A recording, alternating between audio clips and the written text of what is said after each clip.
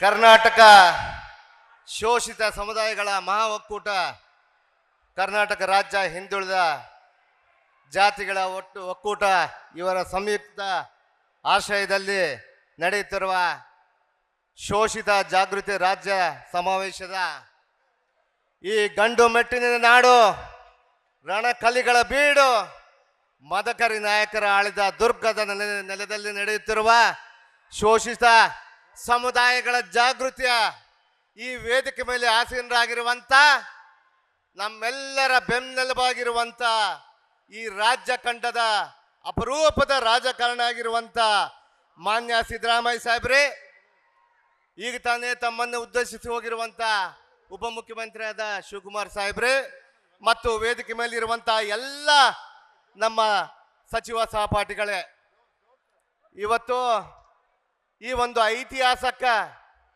ಏನು ಈ ಒಂದು ಸಮಾವೇಶಕ್ಕೆ ಬಹಳಷ್ಟು ಅದ್ಭುತವಾಗಿ ನಮ್ಮ ಒಕ್ಕೂಟದವರು ನಿರ್ಮಿಸಿ ಇವತ್ತು ಏನು ರಾಜ್ಯದಲ್ಲಿ ಶೋಷಿತರು ಅನ್ನುವಂಥ ಪದಕ್ಕೆ ಪರ್ಯಾಯ ಪದವನ್ನು ಮಾಡಲಿಕ್ಕೆ ಮಾನ್ಯ ಮುಖ್ಯಮಂತ್ರಿ ಅವರು ಹೊರಟಿದ್ದಾರೆ ಅನ್ನುವಂಥ ವಿಚಾರವನ್ನು ತಿಳಿಸ್ಲಿಕ್ಕೆ ನಾನು ಇಷ್ಟಪಡ್ತೀನಿ ಬಂಧುಗಳೇ.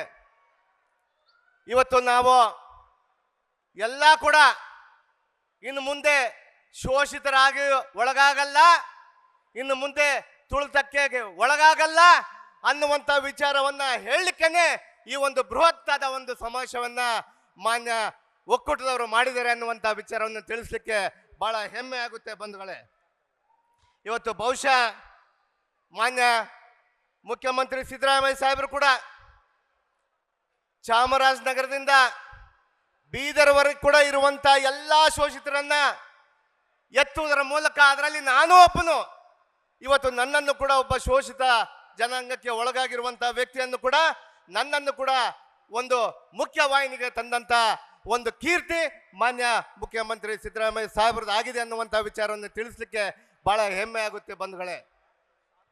ಇವತ್ತು ಬಹುಶಃ ಇಲ್ಲಿರುವಂಥವರು ಶಕ್ತಿವಂತರಾಗಬೇಕು, ಯುಕ್ತಿವಂತರಾಗಬೇಕು, ವಿದ್ಯಾವಂತರಾಗಬೇಕು ಅನ್ನುವಂಥ ವಿಚಾರವನ್ನು ಎತ್ತಿ ಹಿಡಿಲಿಕ್ಕೆ ಇವತ್ತು ಈ ಒಂದು ಸಮಾವೇಶವನ್ನು ಮಾಡಿದ್ವಿ. ಅದಕ್ಕೆ ಕಾರಣವನ್ನೇ ಇವತ್ತು ವೇದಿಕೆ ಮೇಲಿರುವಂಥ, ಇವತ್ತು ತಮಗೆ ಯುಕ್ತಿ ತುಂಬಲಿಕ್ಕೆ ಮಾನ್ಯ ಮಧು ಬಂಗಾರಪ್ಪನವರಿದ್ದಾರೆ, ತಮಗೆ ಶಕ್ತಿ ತುಂಬಲಿಕ್ಕೆ ಮಾನ್ಯ ಮಹಾದೇವನವರು ಸಾಹೇಬರಿದ್ದಾರೆ, ತಮಗೆ ಆರೋಗ್ಯವನ್ನು ತುಂಬಲಿಕ್ಕೆ ಮಾನ್ಯ ದಿನೇಶ್ ಗುಂಡೂರಾವ್ ಸಾಹೇಬರಿದ್ದಾರೆ. ಇವತ್ತು ಎಲ್ಲ ಕೂಡ ವೇದಿಕೆ ಮೇಲೆ ಇರುವಂಥವರು, ಅದರ ಜೊತೆಗೆ ಮುಖ್ಯಮಂತ್ರಿ ಅವರು, ಸರ್ಕಾರನೇ ನಿಮ್ಮ ಹಿಂದೆ ಇದೆ ಅನ್ನುವಂಥ ವಿಚಾರವನ್ನು ತಿಳಿಸ್ಲಿಕ್ಕೆ ಬಹಳ ಹೆಮ್ಮೆ ಆಗುತ್ತೆ ಬಂಧುಗಳೇ. ಇವತ್ತು ಬಹುಶಃ ಈ ಒಂದು ಕಾರ್ಯಕ್ರಮವನ್ನು ನೋಡಿ ಇವತ್ತು ಕೇಂದ್ರದಲ್ಲಿ ಇರುವಂಥವರು, ರಾಜ್ಯದಲ್ಲಿರುವಂಥ ಕೋಮುವಾದಿಗಳಿಗೆ ಅವರು ನಡಕುವ ಸುಡುವಾಗಿರುತ್ತೆ ಬಂಧುಗಳೇ. ಇವತ್ತು ನಾಳೆಯಿಂದ ಬರ್ತಾರೆ, ಈ ಶೋಷಿತರು ವರ್ಗ ಒಂದಾಗಿದ್ದಾರೆ, ನಾಳೆಯಿಂದ ಇವ್ರಿಗೆ ಯಾವ ರೀತಿ ಹುಳಿ ಉಂಡಬೇಕು ಅನ್ನುವಂಥ ವಿಚಾರ ತೆಗೆದುಕೊಂಡು ಬರ್ತಾರೆ. ಆದರೆ ಇವತ್ತು ಈ ಐತಿಹಾಸಿಕ ಆದಂಥ ಈ ಸಮಾವೇಶನ ನೋಡಿ ನಿಮ್ಮ ಮನೆ ಬಾಗಿಲಿಗೆ ಬಂದ್ರೆ ಅವ್ರನ್ನ ಒದ್ದು ಓಡಿಸುವಂತ ಒಂದು ಕೆಲಸ ತಾವು ಮಾಡಬೇಕು ಅನ್ನುವಂಥ ವಿಚಾರವನ್ನು ತಿಳಿಸ್ತೀನಿ. ಇವತ್ತು ಮುಂದೆ ಲೋಕಸಭಾ ಚುನಾವಣೆ ಬರ್ತಾ ಇದೆ. ಇವತ್ತು ಇಷ್ಟು ಜನ ನಮ್ಮ ಒಕ್ಕೂಟದವರು ಶೋಷಿತರನ್ನೆಲ್ಲ ಒಂದುಗೂಡಿಸಿ ಇವತ್ತು ಮಾಡಿದ್ದಕ್ಕೆ ಬಹುಶಃ ಮುಂಬರುವ ದಿನಗಳಲ್ಲಿ ಇವತ್ತು ಲೋಕಸಭಾ ಚುನಾವಣೆಯಲ್ಲಿ 28 ಸ್ಥಾನವನ್ನ ಮಾನ್ಯ ಮುಖ್ಯಮಂತ್ರಿ ಅವರ ನೇತೃತ್ವದಲ್ಲಿ, ಎಲ್ಲರ ನೇತೃತ್ವದಲ್ಲಿ ನಾವು ಗೆಲ್ಸ್ಕೊಂಡು ಬರ್ತೀವಿ ಅನ್ನುವಂಥ ವಿಚಾರವನ್ನು ತಿಳಿಸ್ಲಿಕ್ಕೆ ಹೆಮ್ಮೆ ಆಗುತ್ತೆ. ಇವತ್ತು ಅವು ಯಾರೂ ಭಯಪಡಬೇಡಿ,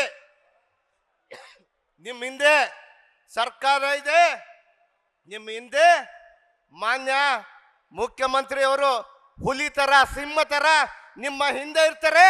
ಯಾವನಿಗೂ ಹೆದರಕ್ಕೆ ಹೋಗ್ಬೇಡಿ ಅಂತೇಳಿ ಈ ಸಮಾವೇಶದಲ್ಲಿ ಹೇಳ್ತಾ ಇದ್ದೀವಿ ನಾವು. ಇವತ್ತು ನೀವೆಲ್ಲ ಒಟ್ಟಾಗಿ, ಇವತ್ತು ಮೊನ್ನೆ ಅವನು ಯಾವನೋ ಒಬ್ಬ ಲೋಕಸಭಾ ಸದಸ್ಯ ನಮ್ಮ ಸಾಹೇಬರ ಬಗ್ಗೆ ಬಹಳ ಹಗುರವಾಗಿ ಮಾತಾಡ್ತಾ ಇದ್ದ ಅವರು ಹೆಗಡೆ ಅಂತೇಳಿ. ಅವನಿಗೆ ಎಚ್ಚರಿಕೆ ಕೊಡ್ಲಿಕ್ಕೆ ನಾವು ವೇದಿಕೆ ಮೂಲಕ ಬಯಸ್ತೀವಿ.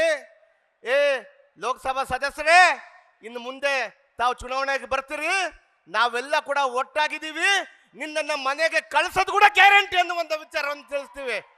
ಯಾರು ಕೂಡ ಮಾನ್ಯ ಮುಖ್ಯಮಂತ್ರಿ ಅವ್ರನ್ನ ಮಾತಾಡುವಂಥ ಧೈರ್ಯ ಇಲ್ಲ ನಿಮ್ಮ ಕೇಂದ್ರದವರಾಗಿರ್ಬೋದು, ಇಲ್ಲಿರುವಂಥವ್ರಾಗಿರ್ಬೋದು.